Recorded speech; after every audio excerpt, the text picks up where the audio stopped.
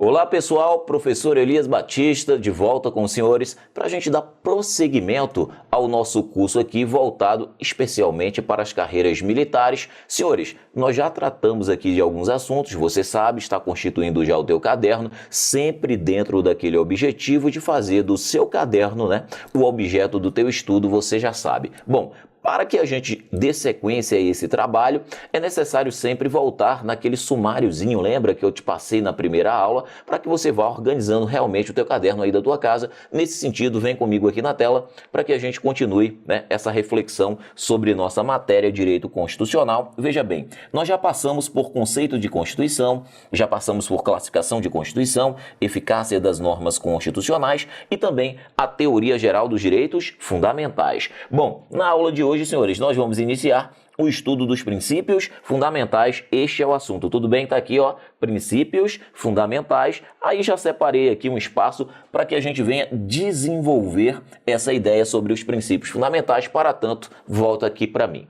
Senhores, veja bem, quando você vai estudar algo, a primeira coisa que você tem que saber é saber o que você vai estudar, senão você começou o seu estudo de uma maneira errada. Concorda comigo? Então vamos fazer o seguinte, vamos primeiro saber o que nós vamos estudar. Nós vamos estudar o quê? Os princípios fundamentais, tá, professor? E em que consiste? O que são os princípios fundamentais, O que eles significam? Qual a sua finalidade? Pois bem, senhores, veja bem, para entender de que se trata os princípios fundamentais, vamos voltar a uma ideia que eu te passei lá na nossa primeira aula para que a gente possa construir um raciocínio e você não fique com aquela tendência só de tentar memorizar esse assunto, tá? Porque aí você da sua casa, eu já sei, você já deve ter pensado assim, professor, mas esse assunto aí, a gente grava aqueles mnemônicos que o professor passa, Tipo o Sociedival Plu, e aí tá tudo certo, né não, professor? Não, não é não, mas não é mesmo, tá? Esse assunto é importantíssimo e nós precisamos compreendê-lo para que você esteja preparado para responder a questão de concurso,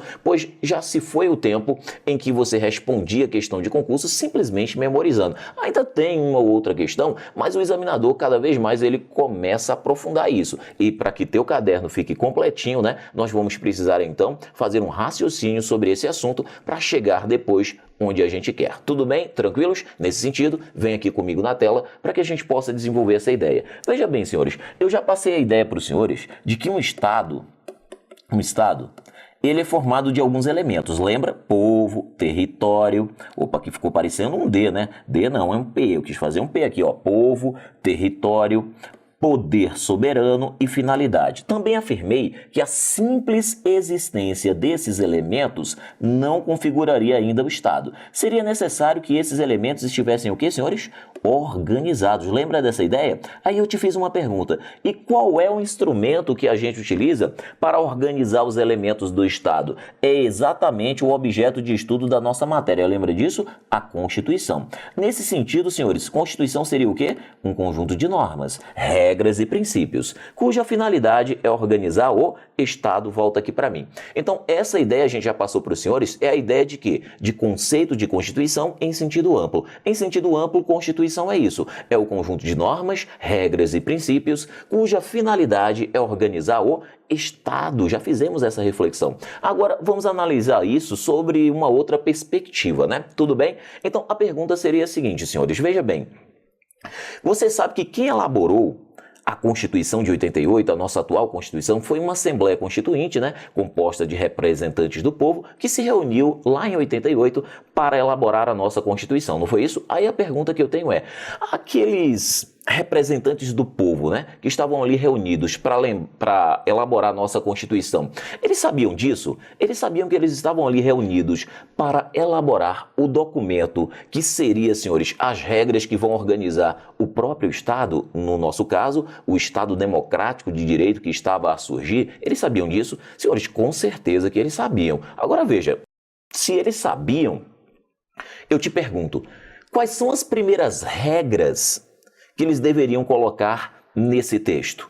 Se você está em uma reunião com representantes do povo para elaborar o conjunto de normas que vai organizar o próprio Estado, te pergunto novamente, quais são as primeiras regras que você deve colocar nessa Constituição, nesse texto, né, que vai definir as regras que organizam o Estado? Senhores, veja bem, você não constrói uma casa de cima para baixo, não é verdade?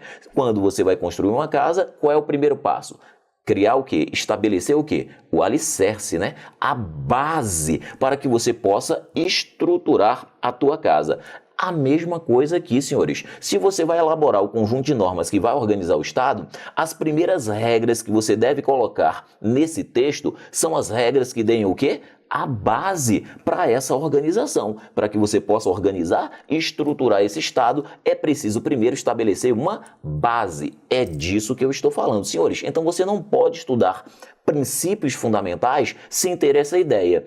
E que ideia, professor? Ora, você tem que ter a ideia de que os princípios fundamentais constituem as próprias bases de organização do nosso Estado. Dito isso de outra forma, senhores, são as características essenciais do nosso Estado. Ou ainda, se você preferir, são os princípios que estruturam o nosso Estado. Agora sim, você sabe o que é que você vai estudar. Tudo bem? Tranquilos? Nesse sentido, já separei aqui um esqueminha para você, para que a gente possa desenvolver esta ideia. Tudo bem? Então vem aqui comigo na tela. Veja bem, já passei aqui, ó, um esqueminha aqui para você. Então você já sabe pelo menos o que você vai estudar, já deu o primeiro passo da maneira correta. Nós vamos estudar os princípios fundamentais que você encontra ali entre o artigo 1º ao 4º da nossa Constituição Federal, né? Artigo 1º ao 4º da Constituição Federal, e é exatamente o título 1, né? É o título 1 da nossa Constituição, só para situar você, tá? E você já sabe que os princípios fundamentais, esse título 1, do artigo 1º ao 4º, eles tratam sobre o que, senhores? São as próprias bases de organização do nosso Estado, ou se você preferir, as características essenciais do nosso Estado. Volta aqui para mim. Ou ainda, se você preferir, são os princípios que estruturam o nosso Estado. Tudo bem? Beleza, eu já tenho aqui uma questão separada de concurso público para você, que o examinador já cobrou essa ideia, né, do que significaria os princípios fundamentais. Perceba, lá no concurso ele pode usar 3 nomenclaturas diferentes, mas ele está dizendo a mesma coisa. Ele pode dizer que os princípios fundamentais constituem o quê? As bases de organização do Estado ou as características essenciais do Estado, ou ainda os princípios que estruturam o Estado. Ele está dizendo a mesma coisa. Tudo bem? Vem comigo aqui na tela para você perceber uma questãozinha de concurso que eu já separei para você a respeito disso aqui. Questão da banca CESP 2012, que diz o seguinte: os princípios fundamentais da Constituição Federal de 88 designam as características mais essenciais do Estado brasileiro. Olha, as características o quê? Mais essenciais do Estado brasileiro. Temos um item correto, volta aqui para mim. É isso, senhores, o examinador já cobra essa ideia dos senhores. Então saiba que os princípios fundamentais constituem as características essenciais do nosso Estado, os princípios que estruturam o nosso Estado, ou se você preferir, as bases da organização do nosso Estado. Tranquilos quanto a essa ideia? Vem comigo aqui na tela que a gente vai continuar a desenvolver. Tirar das questões aqui, voltar para a parte teórica, e agora que você sabe o que você vai estudar, você faz uma pergunta para mim. Bom, volta aqui para mim. A pergunta seria a seguinte: professor, e para que um Estado comece a definir as bases de sua organização, qual é o primeiro passo? O que ele tem que fazer? Senhores, o primeiro passo é definir os chamados princípios estruturantes iniciais. Como o próprio nome sugere, aqueles princípios que iniciam a estrutura do Estado. Então vem comigo agora sim aqui na tela para desenvolver essa ideia. Então o primeiro passo é o quê? Definir os chamados princípios estruturantes. Princípios estruturantes iniciais. Princípios estruturantes iniciais. Dito isso de outra forma, aqueles princípios que iniciam a estrutura do Estado, né? Aqueles princípios que, uma vez definidos, o Estado já começa a criar uma cara, uma identidade. Vamos colocar esses princípios aqui na sequência, esquematizado para você, tá? Mas por enquanto volta aqui para mim para fechar a ideia. Veja bem, senhores, então o primeiro passo para que um Estado comece a definir as bases de sua organização é definir o quê? Os princípios estruturantes iniciais, ou seja, aqueles princípios que iniciam a estrutura do Estado, né? Pois bem, senhores, dito isso de uma outra forma, utilizando outras palavras, seriam o quê? Aqueles princípios que, uma vez definidos, o Estado já começa a criar uma cara, ele já começa a criar uma identidade, você já enxerga um Estado ali se organizando, se formando, tudo bem? Aí você me perguntaria, que princípios são esses, professores? Ora, veja, um Estado, ele precisa dizer para o mundo qual é a forma de Estado que ele vai adotar. Um Estado precisa dizer para o mundo qual é a forma de governo que ele vai adotar. Um Estado, ele precisa dizer para o mundo, senhores, qual é o regime político que ele vai adotar. É isso. Uma vez definido a forma de Estado, a forma de governo e o regime político, o Estado já começa a criar uma cara, uma identidade. Compreendeu essa ideia? Então vem comigo aqui na tela para a gente começar a montar essa ideia. Então, senhores, te pergunto, lá em 88, o Constituinte originário ele fez isso? Ele definiu a nossa forma de governo, nossa forma de Estado e nosso regime político? Sim, ele fez isso e nós vamos colocar aqui. Bom, o Constituinte originário, ele adotou, senhores, primeiro o princípio republicano. Republicano. Esse é o nosso primeiro princípio estruturante inicial. É o princípio republicano. Agora me diga, quando um Estado adota o princípio republicano, ele está definindo o que, senhores? A sua forma de quê? Forma de governo. Não confunda forma de governo com forma de Estado, tá? Aqui ele está a definir a forma de governo. Daqui a pouquinho eu vou aprofundar um pouquinho mais esse assunto com vocês, tá? Bom, então, quando o Constituinte optou pelo princípio republicano, ele definiu no Brasil a forma de governo. Tudo bem, senhores? Tranquilos? Agora vamos continuar. Te pergunto, e o Constituinte originário, ele também definiu, senhores, nossa forma de Estado? Sim. E qual foi? A federativa. Então, o princípio federativo, ele é o nosso segundo princípio estruturante inicial. Princípio federativo. E quando um Estado define, né, o princípio federativo, adota o princípio federativo, ele está definindo o que no final das contas, senhores? Ele está definindo a sua forma de Estado. Então, não confunda forma de governo com forma de Estado. A gente vai melhorar isso daqui a pouco, tá? Daqui a pouco a gente aprofunda esse assunto. Pois bem, e eu te pergunto, lá em 88, o Constituinte originário, senhores, ele também definiu o nosso regime político? Sim. E qual foi? O democrático. Então, o nosso princípio democrático é o nosso terceiro princípio, né, estruturante inicial. E eu te pergunto, quando o Constituinte originário optou pelo princípio democrático, ele acabou definindo o quê?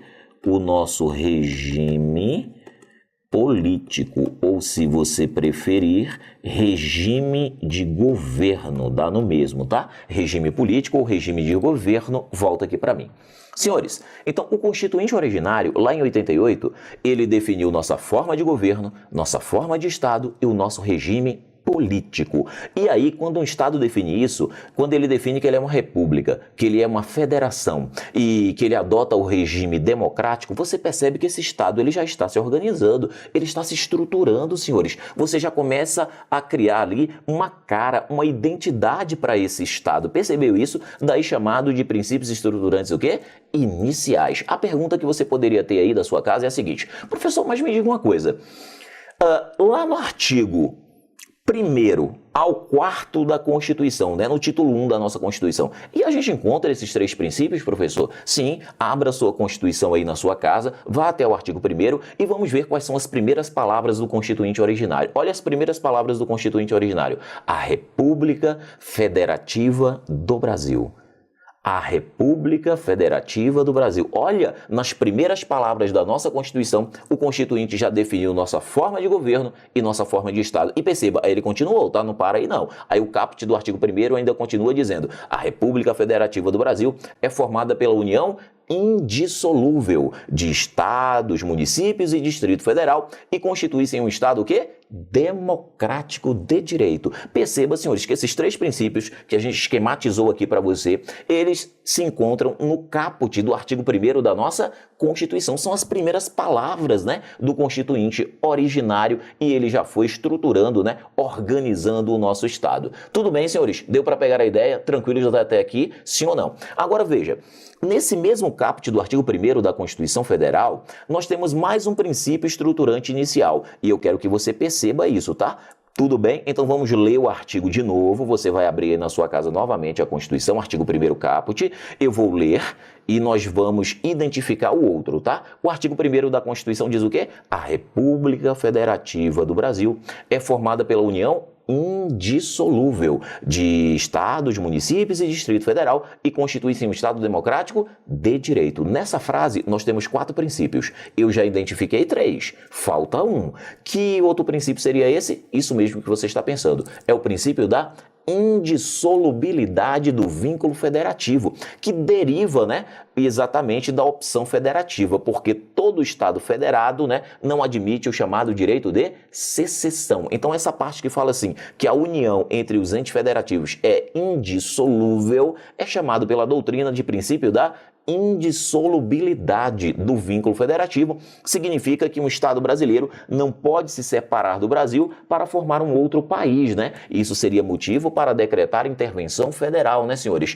Isso significa, em outras palavras, que o Brasil não admite o chamado direito de secessão, que é o mesmo que direito de separação, né? Isso é típico de federações. Vem comigo aqui na tela para a gente fechar essa ideia. Então, o outro princípio estruturante inicial, né, que a gente encontra também no artigo 1º da Constituição, é o princípio da indissolubilidade.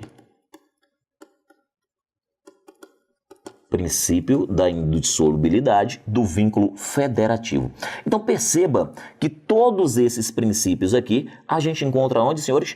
Todos estão no artigo 1º caput da Constituição Federal. Só que tem um detalhe. Eu tenho mais um princípio estruturante inicial aqui, tá? Tem mais um. E a gente vai puxar aqui mais uma perninha, ó. Espera aí, só um pouquinho, vamos ajeitar aqui esse esquema, vamos puxar um pouquinho aqui, porque eu tenho um outro princípio estruturante inicial, só que esse não está no artigo 1º da Constituição. E eu deixei ele por último, não foi à toa, volta aqui para mim. Primeiro, eu quero que você perceba a importância desse princípio. Para perceber isso, basta você ir até o artigo 16 da Declaração dos Direitos do Homem, um documento escrito antes da Revolução Francesa. Lá no artigo 16 da Declaração dos Direitos do Homem, diz assim: o Estado, ou seja, a sociedade que não prever em sua Constituição esse princípio e nem prever direitos fundamentais, é como se essa sociedade, é como se esse Estado nem tivesse Constituição. Olha que frase forte no artigo 16 da Declaração dos Direitos do Homem, senhores. Me acompanhe de novo, ó. E você deve botar essa frase aí no seu caderninho, tá? Importante, ó. O que é que diz o artigo 16 da Declaração dos Direitos do Homem? Diz que a sociedade, o Estado, que não prevê em sua Constituição nem direitos fundamentais e nem esse princípio que nós vamos colocar aqui, é como se esse Estado nem tivesse Constituição. Será que ele é importante? De que princípio estou falando? Estou falando do princípio da separação dos poderes. Vem comigo aqui na tela para que a gente desenvolva essa ideia, tá? Então, o que está faltando aqui é o princípio da separação dos poderes. Esse você já encontra em um outro artigo. Os 4 primeiros aqui a gente encontra no artigo 1º, como eu coloquei aqui para você. Esse aqui você só encontra no artigo 2º da Constituição Federal, que diz o quê? Volta aqui para mim. São poderes da União, independentes e harmônicos entre si, o poder legislativo, o poder executivo e o poder o quê, senhores? Judiciário. Lá está consagrado o princípio da separação dos poderes. Agora a pergunta é, e você sabe por que ele é tão importante assim, a ponto de se afirmar que a falta dele em uma Constituição é como se essa sociedade nem tivesse Constituição? Perceba que o artigo 16 da Declaração dos Direitos do Homem colocou a mesma importância desse princípio para os direitos fundamentais, né? E colocou eles ali em pé de igualdade. Pois bem, senhores, e por que esse princípio é tão importante assim? Qual é o fundamento? Quem nos ensinou essa lição, senhores, foi um grande filósofo na época do Iluminismo. Esse grande filósofo, ele disse o seguinte, preste atenção no ensinamento dele, tá? Um ensinamento secular. Disse ele assim, toda vez que você concentra poder nas mãos de um único órgão ou de uma única pessoa, essa pessoa ou esse órgão que detém o poder tem uma tendência natural. Qual é a tendência natural? A tendência natural, senhores, é que essa pessoa, esse órgão, venha a abusar desse poder, venha a cometer arbitrariedades. Então, senhores, qual foi a ideia dele? Continuando a ideia dele. Ora, logo, se você concentrar o poder do Estado nas mãos de um órgão só, nós teremos um Estado o quê? Arbitrário, um Estado que abusa de seu poder. Para evitar a arbitrariedade por parte do Estado, preservando assim o indivíduo, o que é que nós vamos ter que fazer? Não podemos concentrar o poder político do Estado nas mãos de um órgão só. O que é que a gente tem que fazer? Nós temos que desmembrar, nós temos que desconcentrar este poder. Como? Ora, você não concentra o poder nas mãos de um órgão só, o que você faz? Você pega aquele poder e faz com que ele seja exercido por órgãos distintos e autônomos, cada um com uma função distinta. Um com a função de legislar, outro com a função de administrar, outro com a função de julgar os litígios dentro daquela sociedade, e aí você tem um equilíbrio, né? Você tem um equilíbrio de modo que um poder vai fiscalizar o outro, vai conter o outro, e ali você tem uma harmonia, né? Aquilo que a gente conhece como sistema de freios e contrapesos, né? Tudo bem? Bom, a pergunta é, quem foi esse filósofo, senhores? Quem foi que nos ensinou essa lição? Foi o Montesquieu,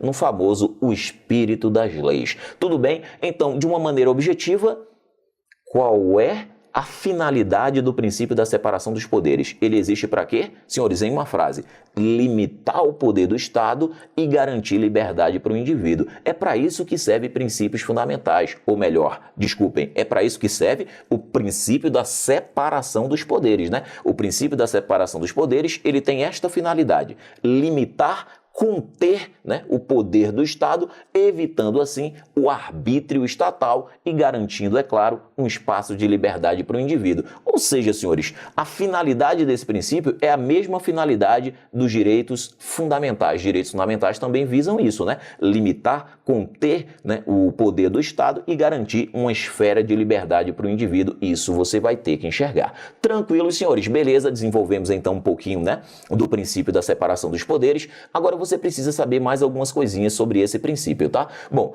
no concurso, às vezes o examinador te pergunta quem foi o primeiro filósofo, né, a desenvolver o princípio da separação dos poderes. Bom, quem começou a desenvolver isso foi lá na Grécia Antiga, né, senhores? Foi o Aristóteles, numa obra chamada Política. O Aristóteles percebeu que na polis nós teríamos três funções distintas. Ele as identificou. Ele identificou a função, né, de administrar, a função de governo. Depois ele identificou a função de elaborar as leis e também a função de julgar, né, os litígios dentro daquela sociedade. Pois bem, senhores, então a contribuição do Aristóteles qual foi? A contribuição dele foi identificar as três funções do Estado. Mas em nenhum momento o Aristóteles afirmou que aquelas funções deveriam ser exercidas por órgãos distintos, não. Até porque aquela ideia, né, a ideia naquela época não era bem de contenção de poder. Tudo bem? Então o que é que você precisa saber sobre o Aristóteles?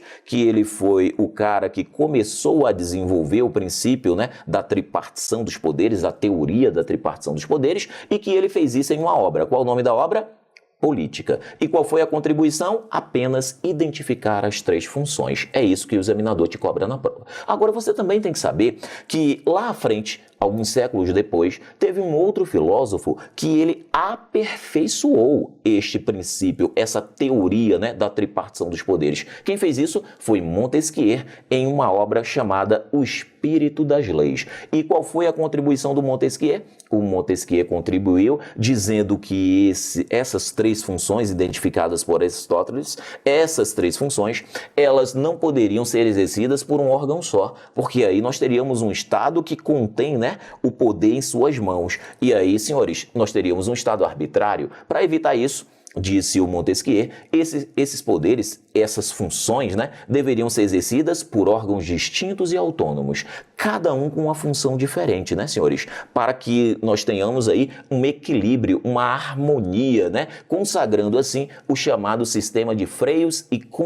contrapesos, né? Que é a ideia de um poder ter função típica, mas também exercer funções atípicas. Tudo bem? Ideia essa que a gente vai desenvolver em uma outra aula, mas você já vai pegando o gancho, né? Função típica é a função principal, é a função para a qual o órgão foi criado. Por exemplo, o poder legislativo, ele foi criado para quê? Para legislar e fiscalizar. Essas são suas funções típicas. Mas o poder legislativo, ele também desenvolve funções atípicas. O que seriam funções atípicas? É quando você encontra um órgão exercendo a função do outro órgão. É quando você encontra, por exemplo, o poder legislativo administrando ou julgando. Aí ele estaria exercendo uma função atípica. Isso é exatamente para que tenhamos uma harmonia entre essas funções do Estado. Essa é a ideia do Montesquieu.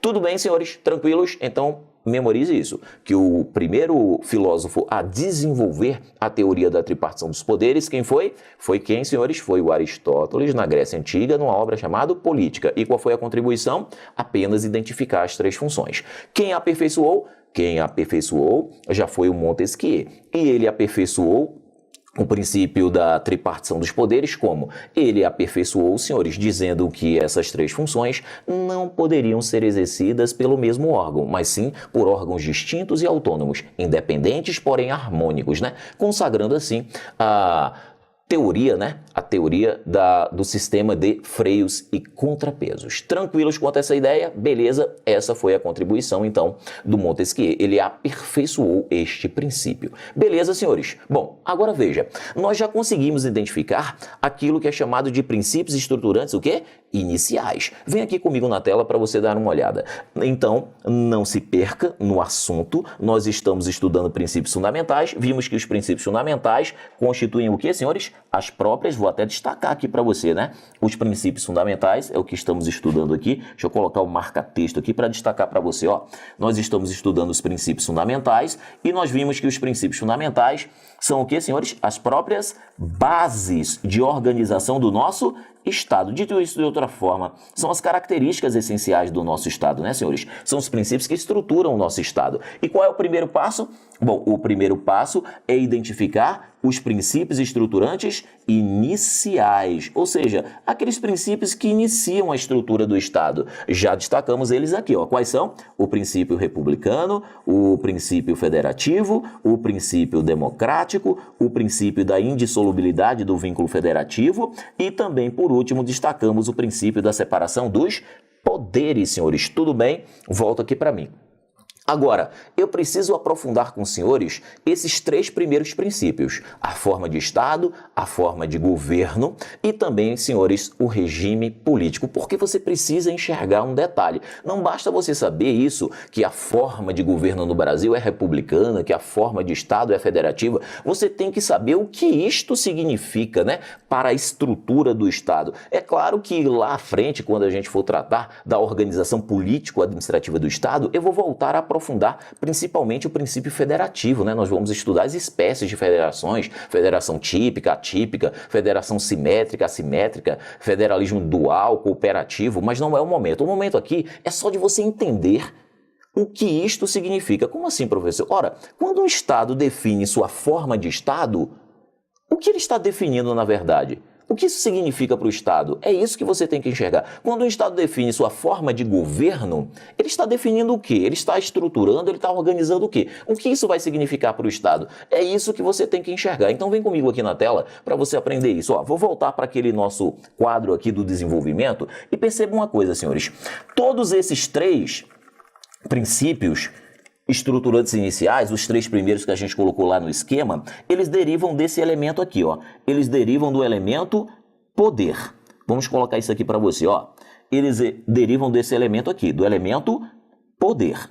Vamos ver. Veja bem, senhores. O poder soberano do Estado, é um dos elementos do Estado. E quando você define a forma de governo, Você está definindo alguma coisa sobre esse elemento aqui, poder. Quando você define a forma de Estado, também você está definindo algo sobre o elemento poder. E quando você define também o regime, né? Quando você define o regime político ou regime de governo, você também está definindo algo sobre esse elemento, poder. Agora vamos destacar aqui o primeiro. Senhores, quando você define a forma de governo, deixa eu marcar aqui para você, estou pegando aqui, enrolado, tentando pegar o marca-texto, deixa eu ver se eu peguei o marca-texto aqui, não peguei, cadê o marca-texto aqui, meu Deus, agora, ó. Quando você define a forma de governo, você está definindo algo sobre esse elemento, poder, mas a pergunta é, o quê? Volta aqui para mim. Senhores, você tem que saber que quando um Estado define a forma de governo, ele está definindo alguma coisa sobre o elemento poder. Mas o quê? Senhores, o modo de aquisição do poder. Na relação entre governantes e governados, como é que se adquire o poder dentro daquele Estado? Veja bem, pense comigo. Se a intenção do Estado é que o modo de aquisição de poder entre governantes e governados se dê através de hereditariedade, de forma vitalícia e sem responsabilidade de governo perante o povo, qual é a forma de governo que deve ser adotada? Ora, senhores, a monarquia. Agora, se por outro lado, a intenção daquele Estado é que o modo de se adquirir o poder, o modo de aquisição do poder, seja através de eleições com prazo certo e com responsabilidade de governo perante o povo, qual é a forma de governo que deve ser adotada? Republicana. Então veja que quando um Estado define sua forma de governo, ele está definindo o modo de aquisição do poder na relação entre governantes e governados. Tudo bem? Vamos para o outro. Volta aqui na tela comigo. E, professor, quando um Estado define sua forma de governo, ele também está definindo alguma coisa sobre o elemento poder, não é, professor? Sim, mas o quê? Volta aqui para mim. Senhores, quando um Estado define sua forma de Estado, ele está definindo o modo de exercício do poder, não o modo de adquirir, mas o modo de se exercer o poder. Ele define, então, o modo de exercício do poder dentro do território daquele Estado. Se o poder vai ser exercido de uma forma centralizada, aí adota-se o Estado unitário.